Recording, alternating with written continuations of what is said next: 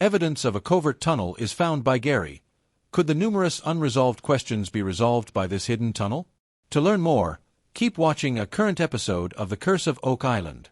The team, which also consists of archaeologists Dr. Aaron Taylor and Miriam Amaral, geoscientist Dr. Ian Spooner, and metal detector expert Gary Drayton, examined stone walkways and a potential cellar feature close to the swamp's eastern border. During their investigation, Gary and David uncover a signal embedded in a wall, which eventually results in the finding of a huge caster wheel hidden beneath.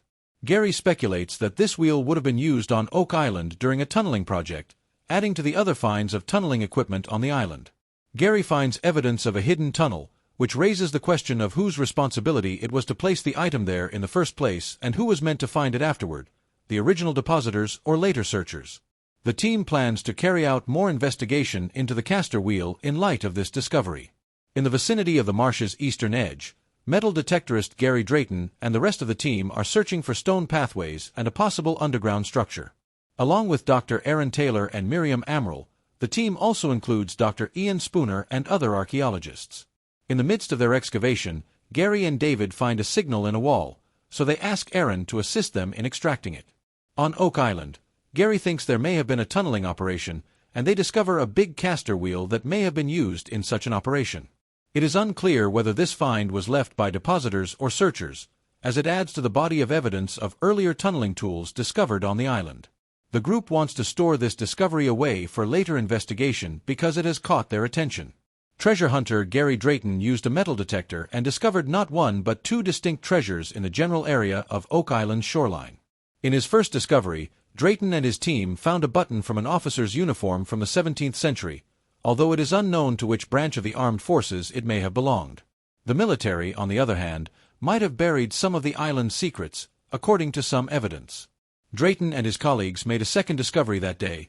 Not too far away in a woodland, they found a tiny coin buried in the ground that they suspected to be another Merav from the 17th century, similar to one found at the end of the previous season.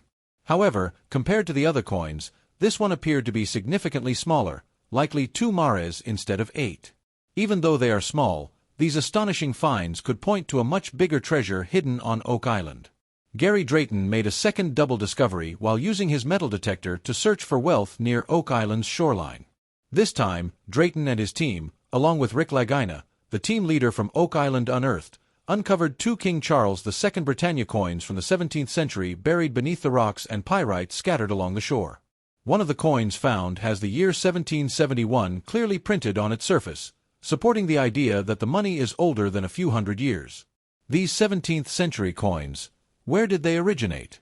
Could they have been dropped accidentally by someone searching for buried treasure in a hurry?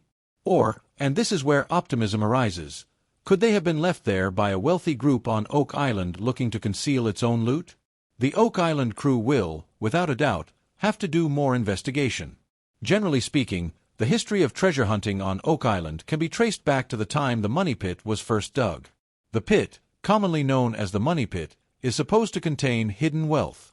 According to folklore, in 1795, some young people believed to be 13 or 14 years old discovered a depression in the ground. They dug, believing it to be a man-made pit, and as they dug, they discovered layers of wood and other objects. They tried to continue their exploration but were thwarted by a deluge of unknown origin that flooded the pit. Following the rapid dissemination of news about these discoveries, a flurry of international treasure hunters descended upon Oak Island in search of the hidden wealth. The first planned excavation of the Money Pit took place in 1803 under the leadership of a group of investors known as the Enlow Company.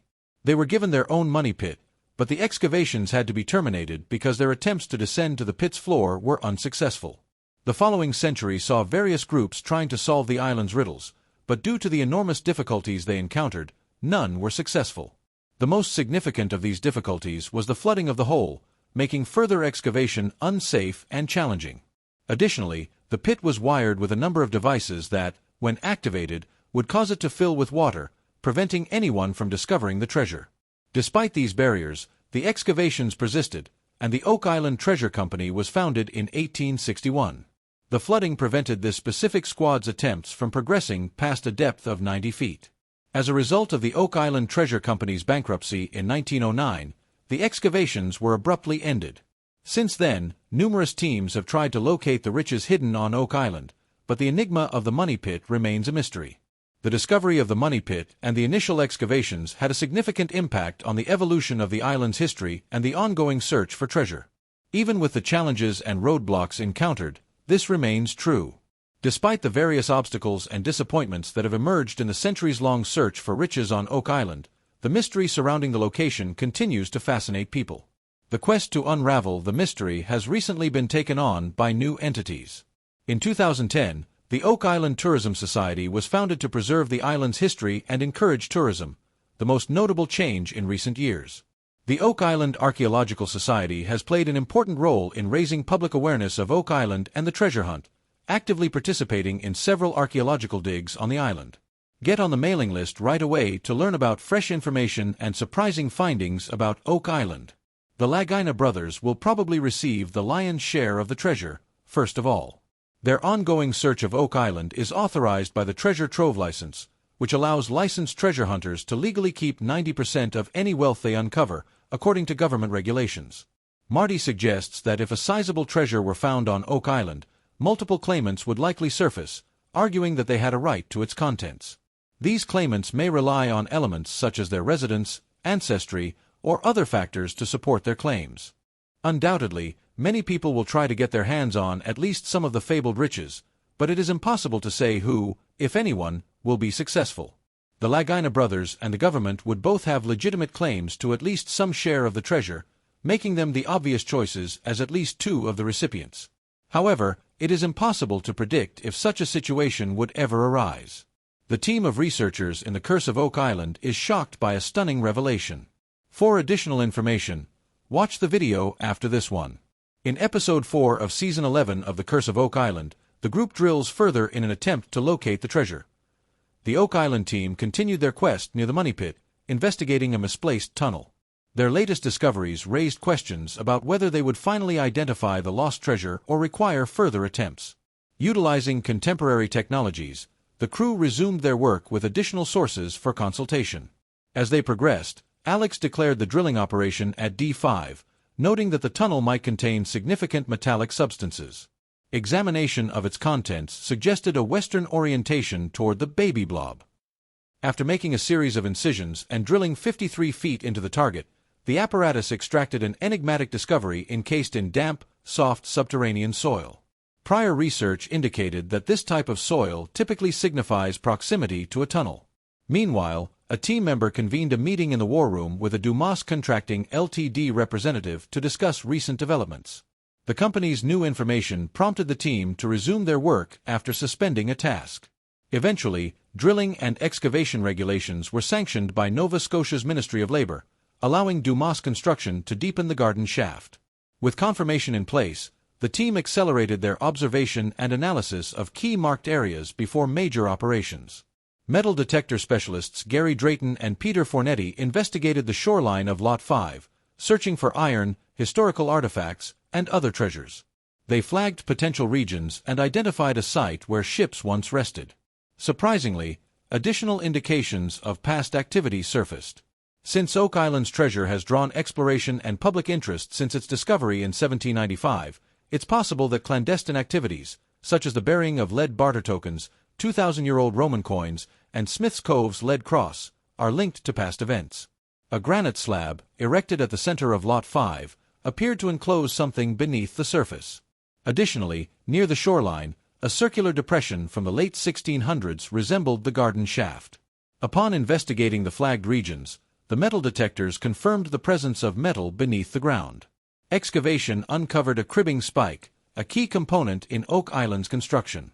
Another location yielded the handle of a snipping instrument, reminiscent of the 1970 discovery of hand-forged Spanish iron scissors by Dan Blankenship. Both artifacts were carefully bagged. Approximately 50 feet from the shore, archaeologists excavated a rectangular depression associated with the garden shaft. Helen noted its rarity, marking her first time addressing such a feature in her career. The foundation's deep burial suggested an intentional effort to conceal it. Jack assisted in sifting through the excavated soil while drilling continued 100 feet into the money pit region. A pivotal revelation emerged in D5N27, where evidence suggested the presence of an additional structure extending eastward. The newly discovered tunnels would appear more robust and closer to the surface than initially anticipated. At 101 to 95 feet into the drilling process, the machine extracted a large mass of moist soil containing scattered materials and wood, confirming a second tunnel east of the garden shaft. The team would have made further discoveries, but their time had run out. The Dumas Contracting and Irving Contracting Ltd. teams then stepped in with heavy machinery, including 100-ton cranes and a 3-ton hammer grab tool. While the companies began assembly, Alex and his team explored a new borehole east of the garden shaft, designated C5N27, to investigate the recently discovered tunnel. Estimated to be 7.5 feet in diameter and over 100 feet deep, the new drilling operation aimed to construct a robust conduit beneath the garden shaft. Due to time constraints and safety measures, certain areas were off-limits for observation and analysis while construction progressed. Some team members hoped to examine recently unearthed artifacts at Oak Island's Interpretive Center. Blacksmithing expert Carmen Legg confirmed that a snipping implement was indeed a broken pair of scissors. The circular depression on Lot 5 and the scissors both dated back to the same period, suggesting a potential link.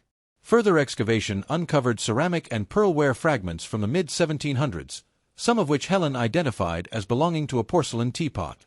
These ceramics seem to have been buried before Oak Island's discovery, complicating efforts to trace their origins. Historical records indicate that Charles Morris partitioned Oak Island into 4 acres in 1762 for exploration, yet the rectangular depression predates both the island segmentation and the discovery of the money pit. By the afternoon, the eastern borehole C5N27 had reached several feet beneath the surface. The drilling crew, working at a depth of 93 feet, anticipated another discovery. However, time ran out before further progress could be made. Just before their session ended, an extraordinary event occurred. The drill unexpectedly descended to 104 feet, revealing that the underlying soil was extremely fragile and disturbed. At 111 feet, they discovered a wood-filled core, confirming the presence of a tunnel.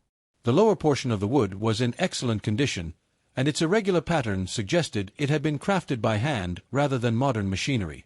The axe cuts were comparable to those used in the 1800s, indicating the tunnel might have been constructed by secret depositors or searchers before 1795. The drilling operation also unearthed moist soil, fiberwood fragments, and debris. Terry theorized that the smoother timber beam was part of the tunnel's roof, while the softer fibers formed its floor. Dumas Contracting Ltd. prepared to commence work around the garden shaft, beginning with dewatering before expanding the borehole by an additional 20 feet. Further exploration was anticipated as the drilling and construction processes continued. The episode concluded on a melancholy note. Time had run out, limiting discoveries for now.